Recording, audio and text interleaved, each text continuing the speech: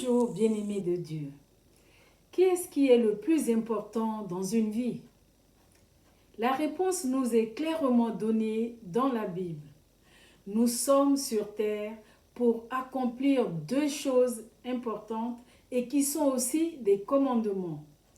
Aimer Dieu de tout notre cœur et aimer notre prochain comme nous-mêmes.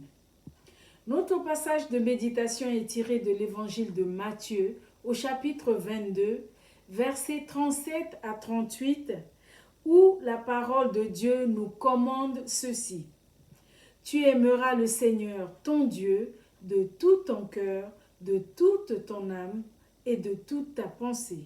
C'est là le commandement le plus grand et le plus important. Et il y en a un second qui lui est semblable. Tu aimeras ton prochain comme toi-même. Dieu est amour et l'amour est le motif ultime de tout ce qu'il fait. Il sous-tend toutes les activités divines. Dieu aime chacun de nous. La Bible déclare qu'il nous aime à tel point qu'à cause de nos péchés qui l'éloignaient de nous, il a donné son Fils unique pour qu'il meure à notre place afin que nous puissions nous réconcilier avec lui et avoir la vie éternelle. À la différence de l'amour humain qui attend toujours quelque chose en retour, l'amour de Dieu est inconditionnel et parfait. En aimant l'être humain, Dieu n'attend rien en retour car il sait à quel point nous sommes faibles et instables dans nos affections. L'amour est un don de soi pour l'autre. Jésus en est la parfaite illustration. Aimer Dieu ne se borne pas à un vague sentiment, une attirance. Cela se traduit avant tout par des actes concrets. Si nous sommes enfants de Dieu, des signes devraient attester notre nouvelle identité d'enfants de Dieu. Et ces signes sont une manifestation d'amour. Si quelqu'un dit « j'aime Dieu » et qu'il est son frère, c'est un menteur. Car celui qui n'aime pas son frère qu'il voit, comment peut-il aimer Dieu qu'il ne voit pas? C'est dit en 1 Jean 4, 20. En manifestant de l'amour envers les personnes qui nous entourent, nous prouvons que nous aimons Dieu et que nous sommes ses enfants. La vie est une école d'apprentissage de l'amour. Il est vrai que nous vivons dans un monde d'ego où chacun veut, chacun désire, chacun a à cœur de satisfaire ses besoins propres, à tel point que même lorsqu'on dit qu'on aime quelqu'un, c'est parce que cette personne répond à nos critères.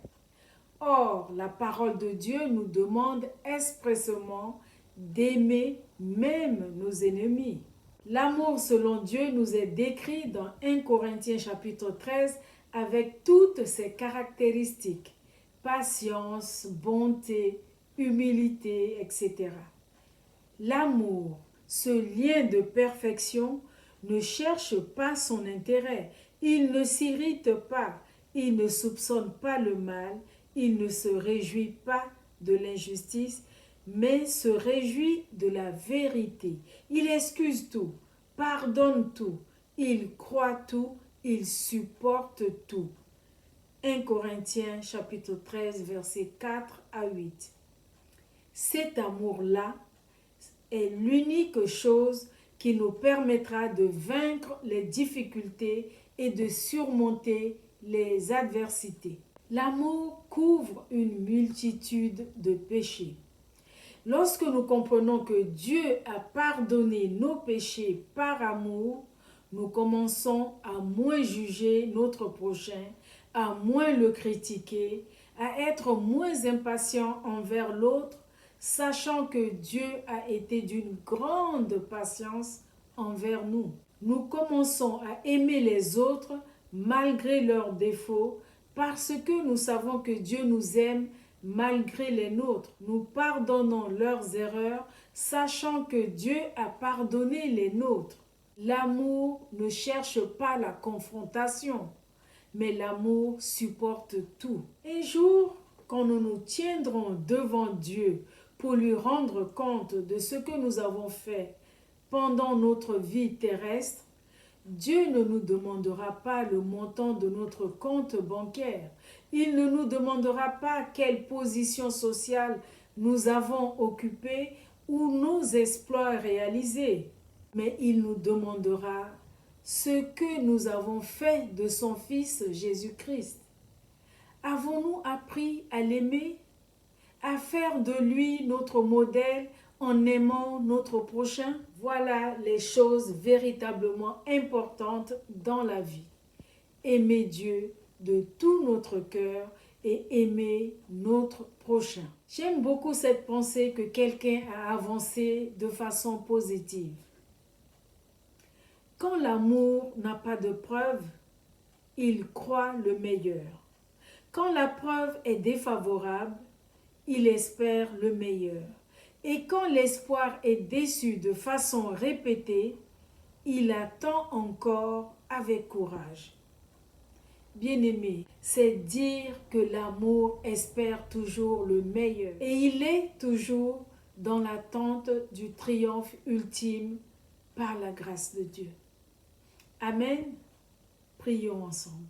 Seigneur Jésus, les rapports humains sont difficiles et complexes. L'être humain étant capable du meilleur comme aussi du pire. Mais nous voulons faire de toi notre modèle de vie. Alors viens par ta grâce inonder nos cœurs de ton amour afin que nous en sortions rafraîchis, restaurés et remplis d'amour pour Dieu et pour notre prochain. Que ton nom soit élevé au-dessus de tout. Amen. Excellente journée sous le regard d'amour de notre Dieu et Père. Soyez tous bénis.